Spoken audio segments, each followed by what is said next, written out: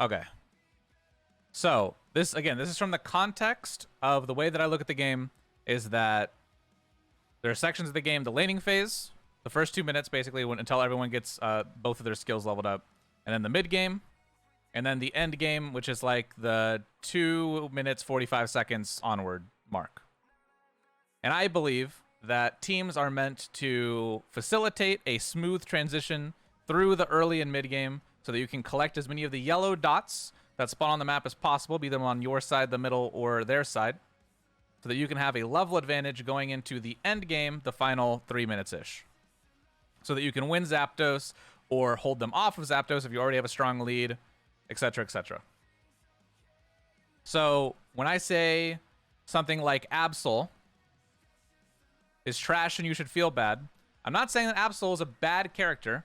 Absol is fucking disgusting for the early game, but this game, unfortunately, means nothing about the early game. You can absolutely dumpster stomp an entire game, be level 15 with 4 minutes left, roll, go into Zapdos, get CC'd by one person, and die. And then what? Your team loses, because you have all of the farm. And you're on a 30-second death timer because you have 10 kills. So that's the way that I mean. I don't just mean like the hero is like bad all around. I just mean that it's bad for ranked. It's bad for winning the game. It's bad for closing the game. Venusaur, playable. Gengar, playable. Mr. Mime, playable. Snorlax, up at the top. Guardy, very strong. Her ultimate almost like guarantees that you're going to have a chance in the final Zapdos fight. If not, outright win it. Garchomp is inting my fucking game. Uninstall, please. Thank you. Lucario, very, very strong. I would say Lucario would be in the broken section because of how strong his early game is, but they compensate that by making him fall off really hard when everyone else in the game starts hitting 13, 14, 15, and he doesn't get any stronger at those levels, it feels. Crustle, same thing. It's fucking disgusting how much zoning he can do if his team's not behind. Crustle is a true snowball character in the sense that like if your team is rolling the first 8 minutes of the game, even if you guys aren't at advantage based off of team comp at Zapdos, your team can get wiped. And as long as you're like a level 14 Crustle, you are going to literally stall the enemy team at Zapdos until your team comes back. Snorlax, kind of the same thing. Snorlax a little bit more easy to deal with, just because Snorlax doesn't have the kill ability. Snorlax lasts longer in terms of like being able to like be a nuisance, but like Crustle can actually steal Zapdos and actually kill your squishies while being a nuisance. So yeah. Greninja, very, very strong. Again, suffers from a really slow startup mid, or from a really slow startup early game, which is why most people run him mid. I still just don't think he has the lockdown that Cinderace does. I think that it still sits like this. Like Greninja is very high, very strong, and then Cinderace is like just solid broken. Yeah. I would say that if Greninja did his melee damage while ranged, then they would be like even. But the fact that you have to be like omega vulnerable to do Cinderace's damage as a Greninja, like really kind of, you know, puts him down a tier. He has a little bit more mobility in terms of like movement, but Cinderace has more like control in the fight, I guess. Cinderace ulti, you're never going to die while throwing a Cinderace ulti off. Greninja, you're fucking inting if you're jumping into a group of 4 people with it and they're not already one-shot. So until Greninja's ult gets a buff, or his ranged attack gets a buff, or Cinderace gets a nerf, I think that this is how these two are going to lay. Talonflame, playable. Charizard, I really don't know where Charizard goes, because I've seen some people pop off with him, but like they would have, like in the situations where I've seen Charizard pop off, anything would have popped off. Like Gengar would have popped off, Venusaur would have popped off. Talonflame would have popped off in their position. So I probably just put him in playable. Probably high playable. I should probably order these.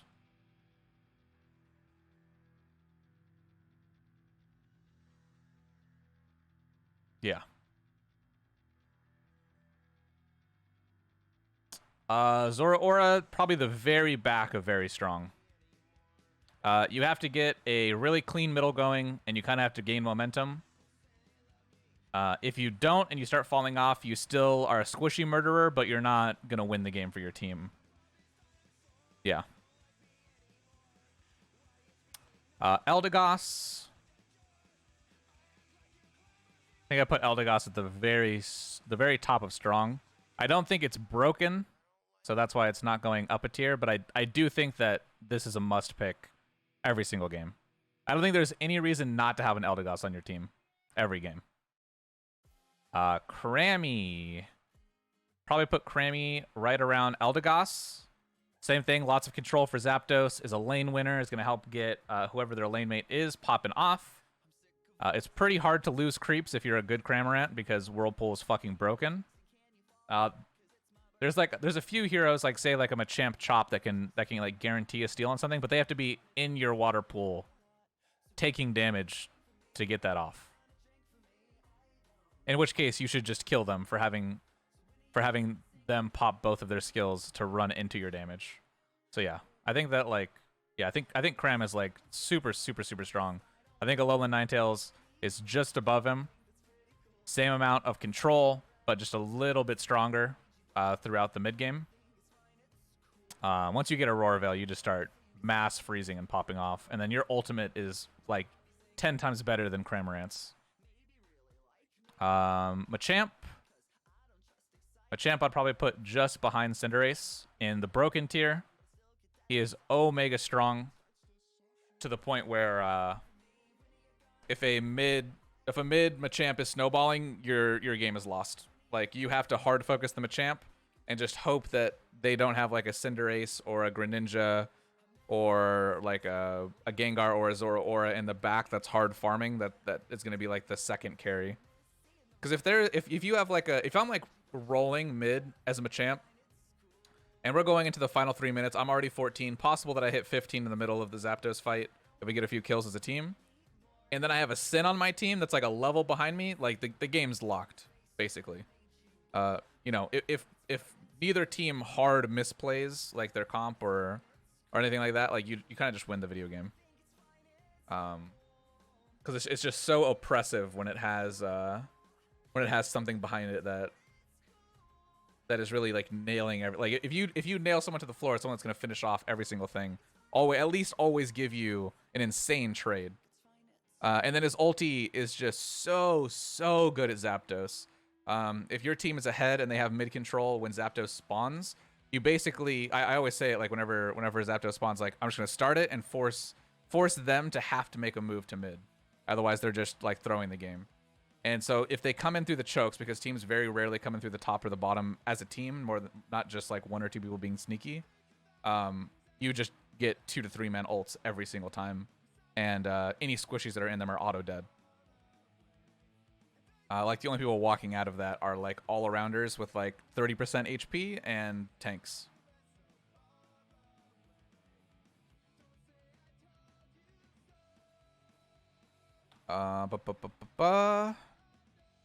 Blastoise isn't out yet. Pikachu is the worst character in the game, right next to Garchomp. The only difference is that Garchomp can actually be useful at the end of the game, and Pikachu can be useful in the early game. But that's really it. They're both kind of dog shit. I couldn't think of a single position that these two characters can be played in where anything on here isn't just twice as good. Any lane where Pikachu is good, Cramorant and Ninetales are 10 times better. Any end game where Pikachu is good, literally fucking anything in the top 3 rows is better. Wiggly.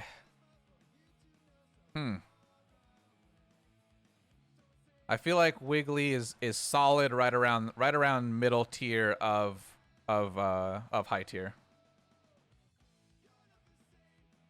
I used to look down on Wiggly, but yeah, Wiggly kind of nasty. I don't remember what they buffed about Wiggly, but it seems like Wiggly lanes a lot better now. Slap and Sleep are just super oppressive, and just lots of control endgame. Like, I can't think of like a more annoying Zapdos fight than the enemy team having like a level 14 Crustle and a level 14 Wigglytuff, just fucking diving your backline.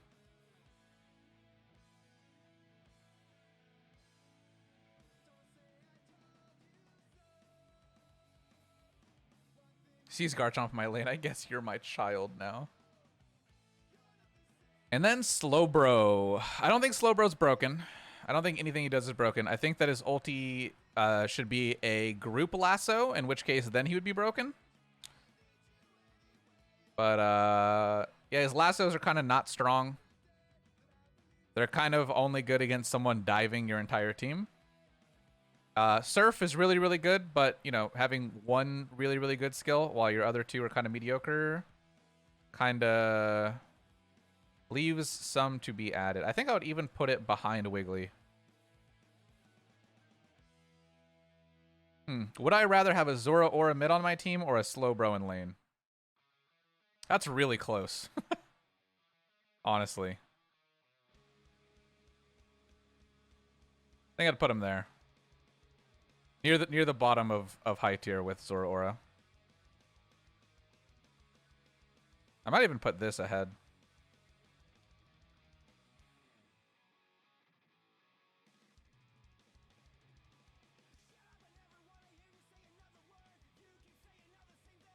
Yeah, there we go. I think that's where everything lands right now. At least the way people play things. I don't know if this is like purely based off of like the strength of the characters per se or like their maximum potential, but the way people are using them right now and the meta, I would say that these are the way that they land. And honestly, with that being said, I think that this comp of the top 5 characters is nasty.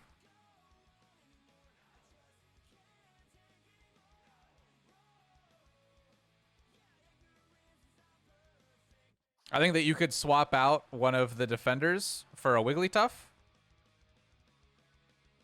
And I think that you could swap out the Cinderace for a Greninja. And you could swap out the Machamp for either of the two controllers. But I basically think like any comp made out of like these top 9 characters, I think is gonna slap.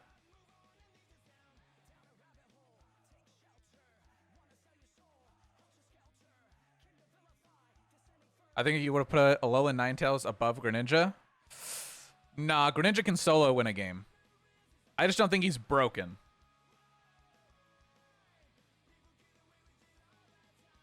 He probably deserves to be in front of Eldegoss, but Eldegoss is the top of this tier because I think Eldegoss is a must pick in every game, and I don't think Greninja is.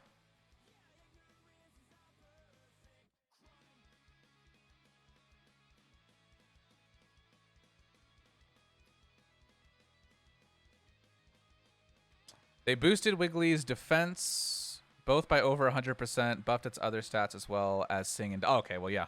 It buffed all the things that it's good at. Makes sense. Definitely feel it in game.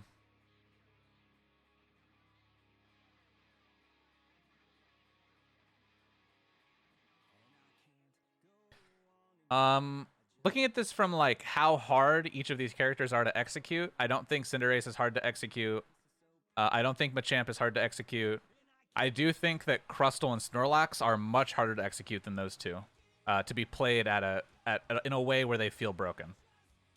Machamp and Cinderace, you basically just have to know when you're at advantage and how to farm.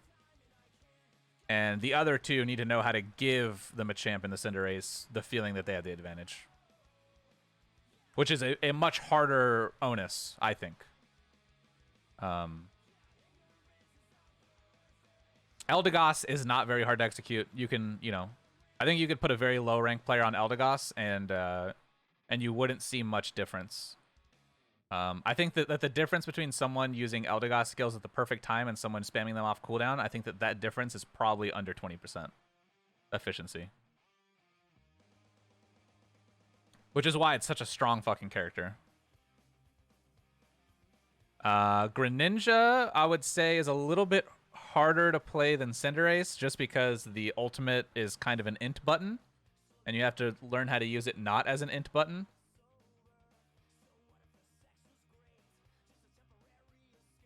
But overall, I think it has the same, like, you're basically just farming and only taking fights where you're going to win. I don't think that Greninja should ever be playing as the initiator, unless he's, like, 4 levels above everybody. Alolan Ninetales, I would say the fight execution, not very hard. But I do think that someone fight executing, like, on, like, an averse level, versus the player level, I think that is like a whole different class. I think averse makes makes Ninetales look broken, but most people don't. So I do think that one, like, Ninetales has a very, very wide scale of mastery and effectiveness in fights. But I still think that even a bad Ninetales has a lot to give to a fight. But it's really hard to be in a good position with Ninetales because of how slow Ninetales is. Ninetales movement speed feels like you're fucking crawling. If you don't have eject button, and, like, you basically just have to play at max range. Like, if you don't have it, like, if it's not if it's on cooldown, then you're basically have to play like the biggest pussy in the world. You never want to be in the center of fights. You always want to be using, like, the max range of your skills. Even if someone is, like, diving you, you want to be, like, kiting, backing up, attacking while in your Aurora Veil. I think it's very tempting to want to Aurora Veil on your team, but I definitely think you should use your Aurora Veil as, like, your safe space more than, like, trying to make your team be in it. I think that, like, your Cinderace and your Greninja should try to play around you more so than you trying to play around them in that sense. Cramorant execution is probably a lot harder than I give it credit for. Again, it's another one of those things where, like, a good Cramorant player is not going to lose a single creep in his lane, but a bad one is just going to, you know, miss every single one. But I don't know how hard it is to be that level of Cramorant player, because I've never touched the hero myself. But I do think that his ulti is underwhelming. I think that there's situations where it's really strong, but, like, yeah. I think I've only been, like, womboed by Cramorant ultis, like, 3 times ever. And I have, like, what, like, 200 battles? and there was a Cramorant in probably half of them. Guardy, the execution is not very high. As long as you play literal max range with all of your skills, and you have your ulti up for teamfight objectives. That's really it. I don't think Guardy is, like, hard to play. I think that Guardy is Guardy just requires, like, patience and like, the ability to not be in the center of everything. I found Guardy being a lot stronger when I started, like, playing, like, the ebb and flow of the edge of the battle instead of, like, trying to be the playmaker in it. Because honestly, like, you're as useful as many skills as you get off. And so the longer you're alive, the more skills you get off. Even if, like, other people, like, people on the other team get away, like, low because you weren't, like, in range to be able to snipe them while they were running, like, I think that's fine. Like, you being able to hold the line for your team is way more important. Especially because you kind of have the Ninetales syndrome of being omega slow if you're caught out. What moves for Guardy? I always go Psyshock, Moonblast. Moonblast is a must. Psyshock or Future Blast is preference. Future Blast or Future Sight has a higher use during Zapdos fights, but it is much harder to use. Whereas Psyshock is very easy to use, and it pops off better in the early mid game. Wigglytuff is kind of like Crustle and Snorlax. I think that the good players make it seem oppressive, and the bad players run in an int. I think it's another one of those things where you have to make your team feel like they're safe to go in, and really initiate and get a good start to the fight. And find a way to continue to be annoying without like full backing out and like leaving your squishies in the front. Because I think there's a lot of people that play these heroes like that, and it's omega triggering. Like you don't go in as Snorlax, jump the enemy, and then like blink backwards. Like you. But you also don't want a full die. But if in the case where if you staying was a full death for free, then you probably shouldn't have jumped that pile of people in the first place. Lucario is probably the strongest melee laner in the game early. But again, my problem with him is the same thing as kind of Absol, where you're not really that useful at the end of the game. Power-up punch hard falls off. Like your knock-up becomes harder to execute as everyone becomes buffer and has their own ultis and abilities. I think that you can absolutely run over a lane and start snowballing, but you still need like a Cinderace or a Greninja behind you to really like close out the game for you to guarantee it. Slowbro, Surf, very pog. The rest of his ability is pretty shit. I would never be mad at a Slowbro being in my game. I think that Slowbro is a lot easier to play than any of the three frontliners in front of him, Wigglytuff, Crustle, and Snorlax. But the exchange for him being easier to play is that he just offers less to the fight.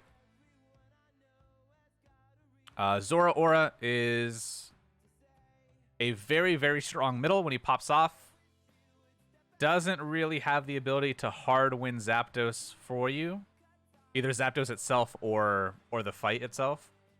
Just super squishy. It's kind of like Zoroark is kind of like an Absol that is flatter. Like Absol has a very, very high spike at level 5 and then slowly trails off throughout the game in kind of like a slope. Whereas Zoroark kind of has like a bumpy road that kind of always stays near the playable range. And then Venusaur, I might be snubbing Venusaur here, but I still think his ultimate needs a buff or a change. Solar Beam is very, very strong. He got way better in lane after his buffs. You can steal almost every single objective in the game from a safe distance. He's a very, very good hero, but again, I don't think that he necessarily should or needs to be in every game. And I do think that he is easily replaced with Alolan Ninetales, Cramorant, or Gardy as just a full upgrade to the lane, to the mid game, and to the end game. Charizard, I feel like, is probably also better than I give it credit for. But I just still haven't seen like a Charizard like deserve to be in a game over anything above it right now. I think I would almost always choose to have a Lucario on my team over a Charizard, even though even knowing Lucario falls off harder than Charizard does at 15. Because I think that he's just better throughout the entire game up to that point. And at the very least, Lucario is going to be annoying as fuck. Gengar, I feel like Gengar is not even in a bad place. It's just that so many people spammed Gengar that everyone knows how to play against Gengar. And since everyone knows how to play against Gengar, he's bad. Like, I'm sure once people learn how to play against Machamp, once people learn how to play against Snorlax, once people learn how, once they learn how to play around the way people are playing these heroes, like, stuff can just move down without even getting nerfs. But yeah, I think Gengar's in a weird spot right now, because I think you can still take over and hard win a game as Hex Gengar. It's just not going to be as easy as it used to be. Hold on, I need water.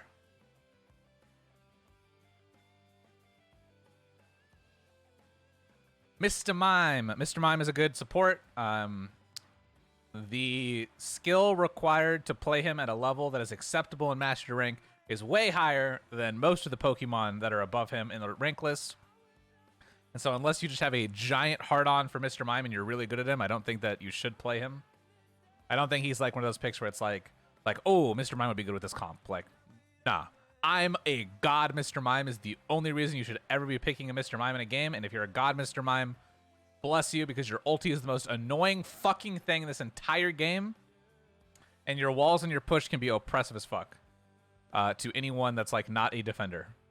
Talonflame, good buffs. kind of has the Absol effect, but again, a little bit flatter of a line. Not as high as a spike when you hit 5, but can definitely go win a lane for a lane that shouldn't be winning. But I don't think a Talonflame is ever going to win you Zapdos. I don't think a Talonflame... It's like, it's barely on the line of like, I don't get mad if there's a Talonflame bit on my team, but I would much rather it be literally anything else. And then Absol, as I've been comparing everything to Absol so far, Absol is disgusting at level 5, and then just hard falls off until the game ends, which is big Sag because yeah, I don't know. I wish he was more playable. He can win you a Zapdos fight, and he can win you a Zapdos, but only if he does not get CC'd and only if he hits every crit possible. The fact that you're still crit dependent at level 15 is dumb. And then Garchomp is shit in the early game, it's shit in the mid game, and it's shit in the end game in comparison to literally every other all-arounder in the game. I think it might be a little bit stronger than Lucario at 15, but the hardships and the unimaginable suffering your team had to go through for you to get to 15 in time for that to work out was probably not very fun. Or you were just going to win the game anyway. And then Pikachu, very good laner. It's kind of like in the Cramorant and Ninetales range of like helping you win your lane. But then it just hard falls off mid-game and it never comes back. Yeah, I don't think that like... Pikachu's not winning you a Zapdos team fight. It's not killing Zapdos. It's not saving anybody. It's not... Yeah, I don't know.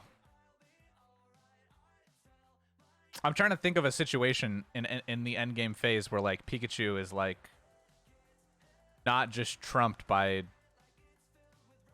anything else.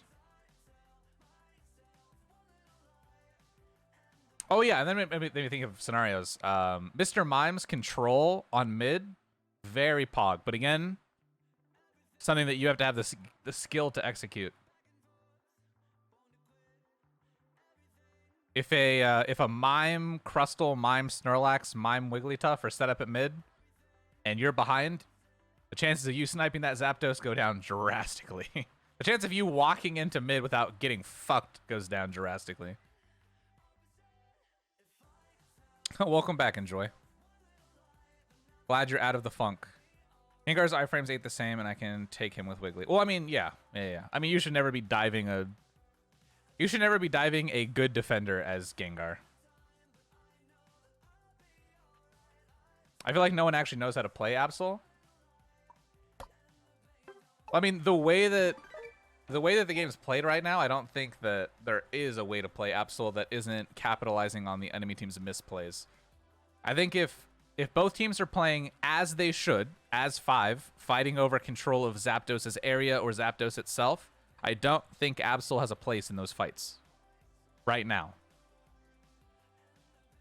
In a situation where, let's say the meta goes to a place where it becomes that you send a defender and a support player mid to watch Zapdos and to keep the enemy team from doing it, and then people are just trying to get double scores normally and wipe the extremities, like, you know, like people are double scoring with their 50 points that they already have built up instead of relying on Zapdos for the auto score. I think if the meta ever gets to that point, then Absol would be a very strong character. Absol is just not good at team fights. But Absol is very, very good at scoring and taking 1v1s. I don't think he ever loses that at 15. That meta would be hell. Honestly, I think it would be fun.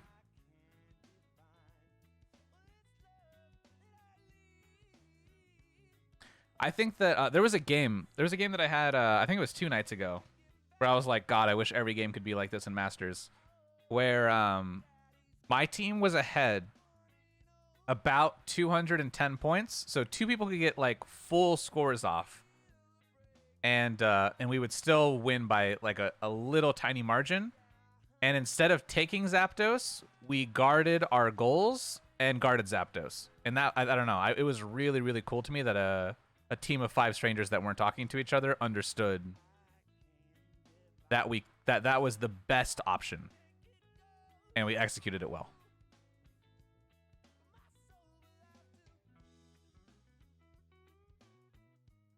Maybe just because it was different, it was cool to me, but yeah, I don't know.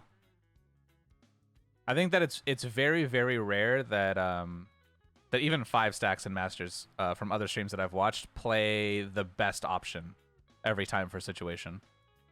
Tactic-wise or like strategy-wise, not execution-wise. Obviously, execution, you know, that's up to the individual players and, you know, a little bit of luck. Okay, my team goes for Zap when we're in the lead. Well, that's what I'm saying. It's kind of like an ebb and flow. If you're leading and you have control of mid and they're not contesting mid, I do think that you should put pressure on Zapdos. I don't think you should make it one-shottable, but you should make it like half to let them know that if they don't start walking in the middle, you're going to kill it, and their win condition is gone. But I also don't think that if you're winning by 250 points that, you know, you need to risk it necessarily.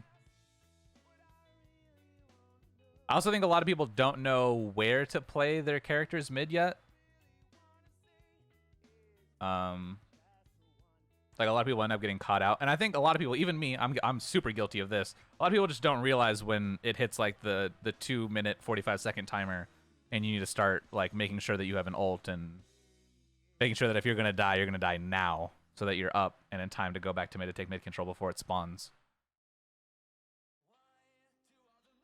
Like, even if you're the team that's winning and you're diving their second goalpost, getting kills at 2 minutes and 30 seconds left, I consider that inting.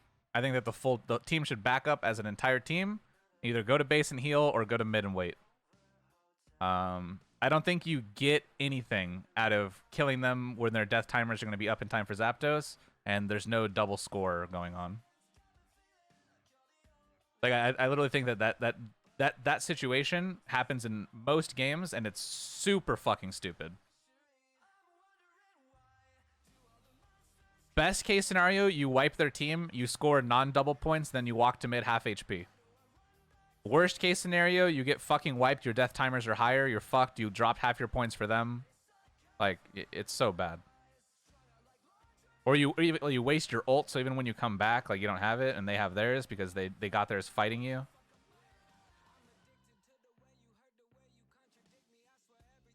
Yeah.